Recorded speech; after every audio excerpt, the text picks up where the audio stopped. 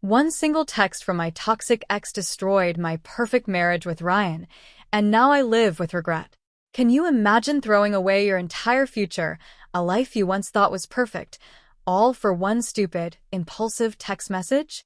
Because that's exactly what I did. And let me tell you, the regret is a wound that just keeps bleeding. So, yeah, I'm Emily, 29, from Washington State. And for the longest time, I swore I'd never be one of those girls who settled down too soon. But then I met Ryan.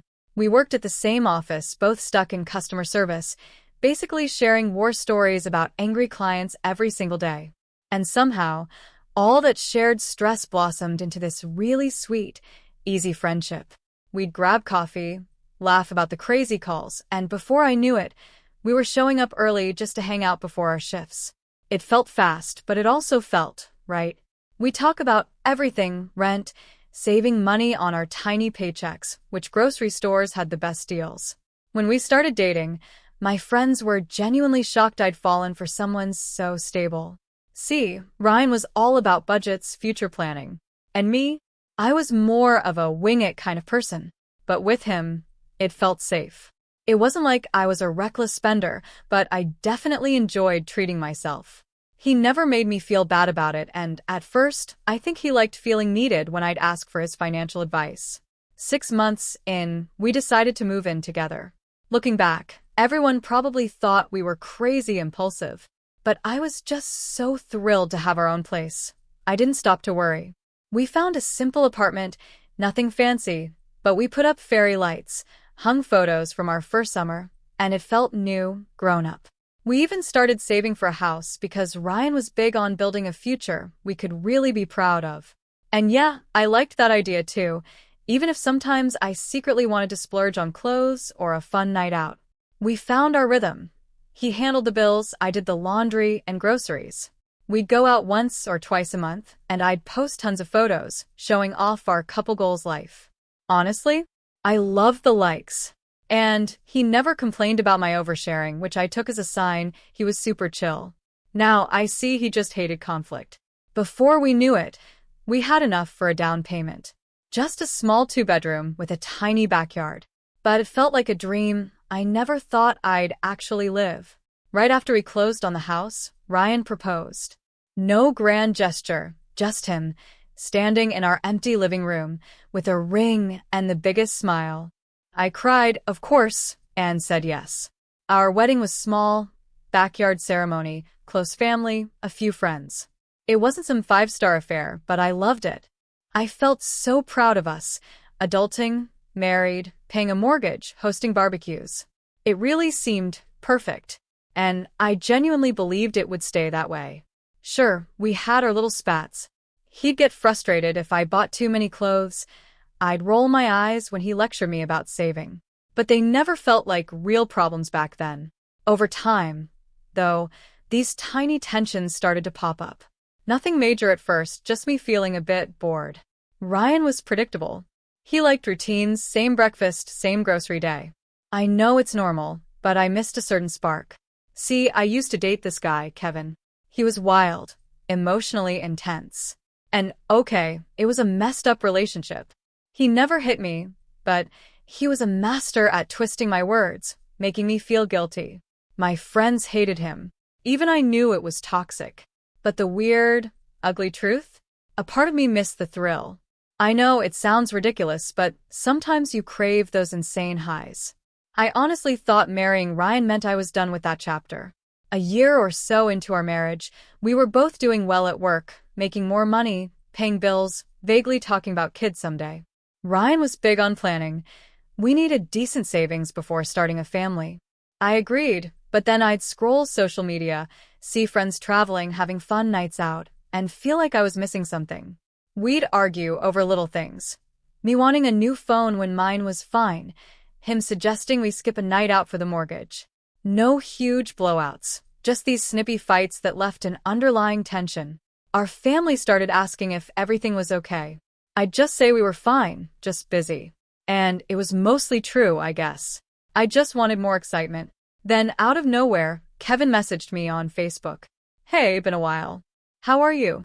My heart raced when I saw his name. I told Ryan all about Kevin, how controlling he was, his mind games. Ryan had always told me to block him for my own good. But seeing that message, I didn't ignore it like I should have. I was curious. I felt a little rush. It was like some part of me was hungry for attention, for something less routine. I replied. Kept it short, but I replied. He told me he was doing okay, asked if I was still with that stable guy, which was a clear dig at Ryan. I should have been offended, but part of me was flattered. He even remembered me. I didn't tell Ryan. I delete notifications, close chats quickly. At first, it was just small talk. Then Kevin started bringing up old memories. I remember how crazy we were. Or, you used to be such a firecracker. I knew it was dumb, but I liked hearing that. It made me feel alive compared to the steady, calm life with Ryan. Then, he started flirting, complimenting my pictures, asking if I missed our late-night drives. I didn't exactly shut him down. I justified it. It's just online. I'm not doing anything physical. What's the harm? Meanwhile, Ryan would be in the living room, thinking everything was normal, probably watching TV or budgeting online. The more I talked to Kevin, the more I realized I was hiding something big. My best friend once asked why I was always on my phone, and I shrugged it off. I knew I was skating on thin ice, but I couldn't stop. Then came the moment everything blew up. One evening, Ryan saw my phone light up. A text from Kevin. I still want you. I was in the kitchen, but Ryan was right there. He looked at me, shock turning to a question. Who is this? My stomach dropped. I panicked. I actually blurted out, oh, it's some random spam text. It sounded so dumb the second it left my mouth. He asked to see my phone. I clutched it, tried to act outraged that he was questioning me, saying he had no right to grab my phone. He looked hurt, but also really angry, which was so unlike him. We argued. I ended up crying, hoping that would end the discussion. I told him Kevin was just messing with me, that he was out of my life. The text meant nothing. I was so defensive, and I hated how I sounded, but I didn't know what else to do. That night, I tried to smooth things over, being extra affectionate, hoping he'd calm down. Yeah, it was manipulative. I knew it, but I needed him to drop it. He did for the moment. But the next day, he kept asking, have you been talking to him? Why would he say that? I repeated my lies, said it was a freak message. I acted annoyed that he was so suspicious, which made me feel like a horrible person. But I still did it. From that point, our marriage felt like it was on shaky ground. Ryan became more observant, checking in randomly, wanting to see my phone. Sometimes I'd hide in the bathroom to text Kevin, telling him, we got caught. You can't send me that kind of stuff. He'd just laugh it off, tell me I was overreacting, or say, just admit you miss me. It was like I was under a spell. On one hand, I wanted to keep Ryan from leaving. On the other, I craved Kevin's toxic energy. Then Kevin started hinting at meeting up, coffee, for old time's sake. I knew it was a terrible idea, but I didn't say no right away. I'd dance around the invitation, playing coy. Over the next few weeks, the tension at home just kept rising. We'd argue over stupid triggers like me staying up too late on my phone, or him suddenly refusing to let me see the phone bill, which he was now double-checking. I started feeling cornered, so I got more dramatic, throwing accusations at him. You're controlling me. You're paranoid. Even though I knew exactly why he was suspicious. He finally told me, I'm not going to be with someone who disrespects me or herself by talking to that jerk again. That made me feel offended and weirdly protective of Kevin. Twisted, I know. The worst part was, I remembered how Kevin used to mess with my head, making me feel small or unlovable. And yet I still couldn't stop chatting with him. What I didn't know was Ryan had started collecting proof. He must have seen something on my phone, or maybe our shared iPad. One night, he confronted me. Screenshots. My chats with Kevin. He'd seen the flirting, the references to our old relationship. He even saw me telling Kevin that I felt bored in my marriage. That was brutal, seeing it spelled out right in front of me. But instead of apologizing, I got defensive again, claiming he went behind my back, or that I needed someone to talk to. I knew I was losing any moral ground, but I couldn't bring myself to admit fault. I was too stubborn to say I messed up. That was the turning point. Ryan said he was done. He told me he couldn't stay married to someone who chose to involve an old abuser and lie about it. He said he tried so hard to be a good husband, but I made him feel like an idiot for trusting me. I still tried to tell him it wasn't that big a deal, that I never actually slept with Kevin or even met up with him. Why are you acting like it's the end of the world? But he'd already made up his mind. You betrayed me, he said. And you betrayed yourself by going back to someone who hurt you. That line stuck with me, but I was too angry to acknowledge it then. I remember packing a suitcase, thinking he'd cool down, we'd talk. But when I left, he told me he was speaking to a lawyer. That's when it hit me. This was serious. For the first week or so, I was in denial. I stayed with a friend, telling her Ryan was being dramatic. She tried to be supportive, but I could tell she knew I'd messed up. I tried to twist it, saying he was controlling, wouldn't let me have male friends, which wasn't entirely true, but I needed someone on my side. We started the divorce process, and I felt this strange numbness, like everything was happening too fast. My family reached out, asking what happened. I blamed him for overreacting. Nobody really bought it, but they didn't push too hard. Eventually, we signed the papers. The entire time, he looked so disappointed in me. And I hated that look. I felt like he was taking away my entire stability over a text that I still tried to downplay. But I knew, deep down, it was more than just a text. Right after the divorce was finalized, I actually ended up meeting Kevin in person. I guess a part of me thought, well, if I lost my marriage for this, I might as well see if it's worth it. We got coffee, and I felt those butterflies again.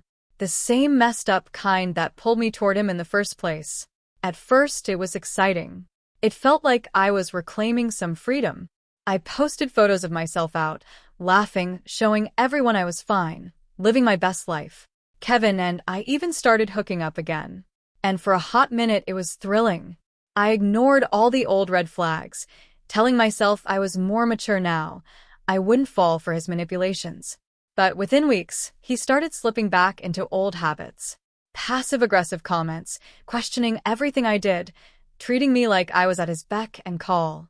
It was like déjà vu, but I kept telling myself I was just being paranoid.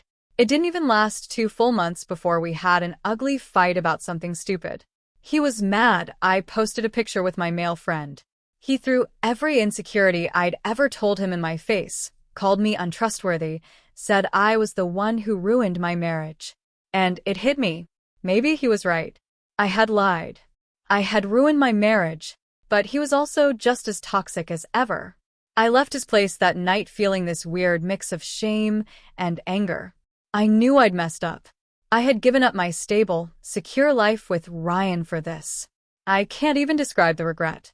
But at the same time, my pride refused to let me tell people I was wrong. I put on a happy face online, acting single and proud, taking selfies, making my life look busy and fun. Friends who knew me well could see through it. They try to get me to open up, but I just shrug. I'm good, just moving on. Deep down, I missed Ryan's steady presence. I missed the security of our home, the way he'd bring me coffee, or how he'd always lock the door at night when I forgot. But I never told him that. I figured he'd moved on, or at least didn't want to hear my sob story. Sometimes I'd scroll through old pictures of us on my phone, but I'd always stop because it just felt hollow. My pride wouldn't let me call him. It was easier to pretend I was happier this way. Looking back, I see that I truly threw away a good thing because I was bored and craved attention. People ask if I regret it, and I always say I regret how it ended. But if they push, I still blame him for not hearing me out. In my mind, I tell myself, if Ryan had been a bit more flexible or a little less judgmental about that dumb text, maybe we could have worked through it. But I know, logically, I brought the ex back into my life. I lied about it. And I didn't even try to fix things when Ryan gave me the chance. It's just easier to avoid the heavy guilt by blaming circumstances. Now I live in a smaller apartment by myself. I pay my own bills, which isn't easy, but I manage. I post on social media about how great it is to be independent, how I'm rediscovering myself. Sometimes I'll meet guys on dating apps, but I haven't felt that real connection again. I keep thinking about how stable Ryan was, how he looked at me like I was his world. I took that for granted. Maybe a part of me is hoping he'll reach out one day. But I'm too stubborn to do it myself. I'll never admit that openly, though. On the surface, I'm that woman who's moved on, living her best life. Underneath, I know I messed up big time. I still see Ryan sometimes on my feed because we share mutual friends. He seems to be doing okay. He got a promotion, and there was a picture of him at a barbecue, laughing with friends. It stings in a way I didn't expect, but I brush it off. I tell myself it's good. He's happy. I don't want him to be miserable. I just wish it didn't feel like I lost something so solid, so real, for something so fleeting. I try not to dwell on it too much, but it creeps up when I'm alone late at night, staring at my phone with no new messages coming in. Anyway, that's how I ended up divorced. I never thought I'd be the kind of woman who let an ex ruin her marriage, especially one who had a history of messing with my mind. But I guess I let my ego and my craving for attention get the best of me. It's still surreal to think about how quickly everything unraveled once that text popped up. Sometimes I wonder if we could have fixed it if I'd just been honest and cut Kevin off right away. But I didn't do that. And here I am. People might say I got what I deserved. And maybe they're right. But I still think Ryan could have tried harder. That's the little lie I tell myself to sleep better at night. I'm not about to change my narrative now, though. Whenever friends ask, I sum it up as it just didn't work out. He was too controlling. They usually nod and move on. Only my close circle gets the full story. And even they don't get every detail of how I lied and manipulated. I don't like painting myself as the villain, so I leave out certain parts. But in those quiet moments, I'm hit with the reality that I threw away something good for an old pattern I should have known better than to revisit. That's it, really. I'm just doing my best to keep going. I might keep telling the world I'm fine, that I'm free now. Inside, though, I feel this heavy regret. Even if I hate to say it out loud, you never realize how much you can screw up your own life until it's too late to fix it. And trust me, it's pretty tough to admit you blew up your marriage for a guy who once convinced you that you couldn't do better, then turned around and did the same exact crap to you again.